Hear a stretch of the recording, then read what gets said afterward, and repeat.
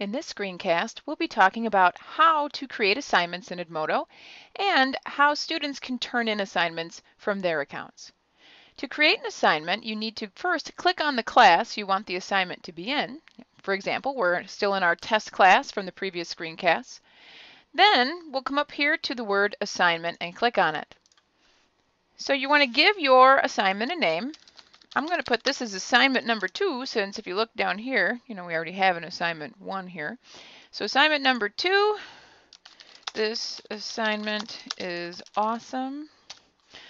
Usually in the description I won't be that blasé. I will tell them, hey, this is what the assignment is, this is how you're supposed to turn it in, and any information they need to complete the assignment or turn the assignment in, put it in the box. Then you click on the day that it's due. We'll make it due on the 1st. Now, you can attach files, links, and things from the library. And I'm going to cover the library in a different screencast.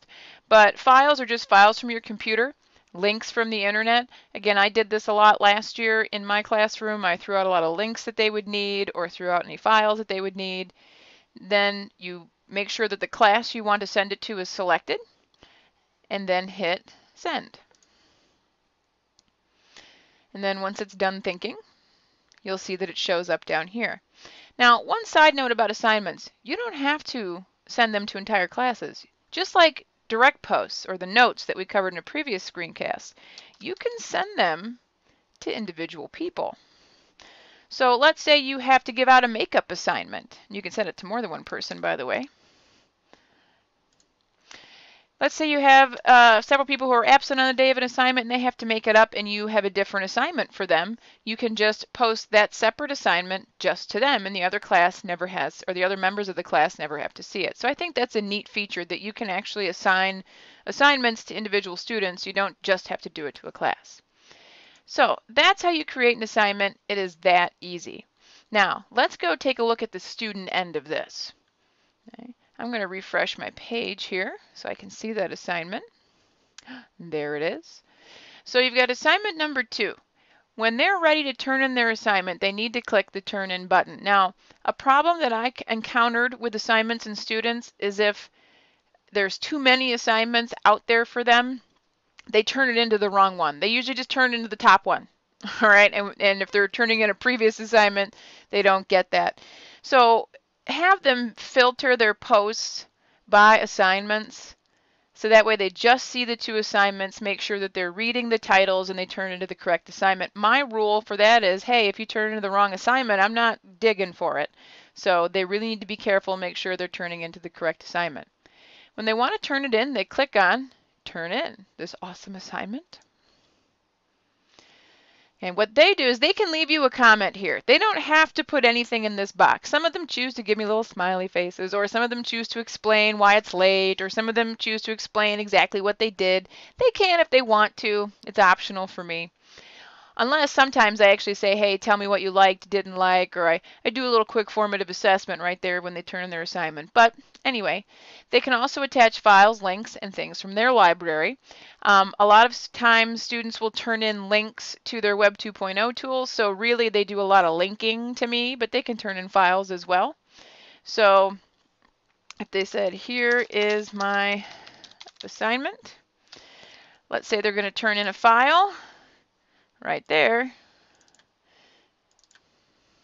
Yeah, I have all sorts of fun stuff. Let's go over here to my Dropbox. Okay. Let's say this is it. It's a PDF. I double-clicked on it. It attached it right there. Okay. They can also attach a link too if they want. I can do, hey, right there. It'll come up the title for them. Hit attach. And you see they can attach multiple things to one assignment. Then they hit Turn In Assignment. So you wait while it uploads the files. And while we're waiting, oh, there we go. So there it is. Notice, let's say they realize they've turned in the wrong link or they've turned in the wrong file.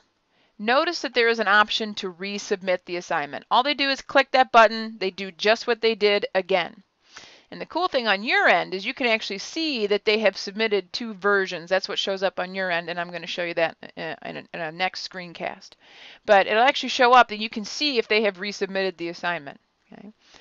So again, they can leave comments here. You can add a comment there. All right, so right there, they've turned it in. It'll show that it's waiting for the grade over here. And that's really all there is to the assignments. It's the basics of assignment. Creating them, turning them in, really not that hard. My piece of advice for assignments is when you're teaching students how to do this, make them turn in something once a day to you for a week. So every day for an entire week, they turn it in. I guarantee by the end of the week, they will know how to do it. Okay? And make them turn in links and files and stuff from their library so that way they know how to do it. I did it that way and it worked fabulously. We had 1 week on assignments, didn't have another question after that. Okay? So that's all there is to assignments. See you in the next screencast.